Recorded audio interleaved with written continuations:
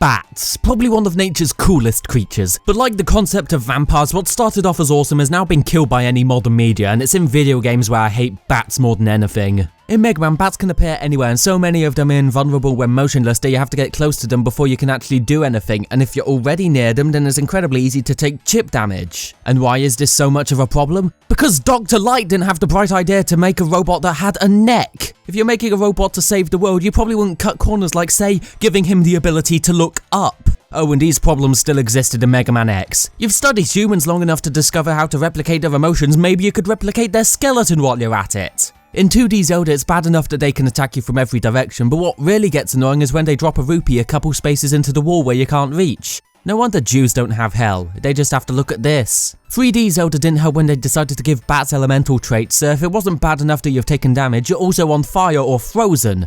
My tunic is ruined! I tell you, of all the horrid events I need to sort out in my past, this is first on that list. It's more apparent in Zelda 2, but 2D platformers like to have bats wait for you by hanging on the ceiling. Although to be fair, if I was a bat in a video game, I'd probably hang myself as well. And on the subject of hangings, House of Dead's Hangman boss is not only bad enough for having the hitbox the size of an American supermodel, they decided to make the first half of this boss an entire swarm of bats! In House of Dead 2, they decided to make the first boss just a synthesized version of the Hangman. Body as small and pathetic as my social circle, voice like farting helium, moves even quicker than the Hangman, and to top it all off, he likes to hide behind a giant suit of armor. Hang on, a boss in a video game that hides its weak spot? Was it the programmer's day off or something? In fact, in almost all of the House of the Dead games, bats will appear in groups and it's impossible to shoot fast enough, so taking damage is inevitable. Getting hit on the complaint about how fast a person is. That story sounds familiar. Shantae Risky's revenge had the same problem as Megaman, but this time, Shantae is a humanoid! I don't care if you suffer from extreme whiplash, when people see you, your neck isn't the first place they're looking. Donkey Kong Country Returns made a whole level around avoiding bats. They even made a giant bat that shoots sound waves to kill you. Come on, noise can't actually hurt you. Ninja Gaiden condensed the bat formula even further by making them only ever appear around bottomless pits, not to mention how hard they are to see a lot of the time. Granted, bats aren't the most annoying enemy in this game, but the risk they present is equatable to Dracula giving you a blowjob. Pokemon can go screw itself as well. There are few bats I hate more than Gliscor. I don't care if they class it as a scorpion, while it remains a flying type Pokemon with fangs, big ears, less than 8 legs, echolocation, sleeps upside down and eats fruit, I'm calling it a bat. Gligar's one of the cutest Pokemon out there, then Diamond and Pearl come along and make him look like a paedophile. And on the subject of child molestation, can we talk about Rouge the Bat for a second? Did you have treasured memories about your childhood, the kid-friendly animals and cartoony antics of Sonic the Hedgehog?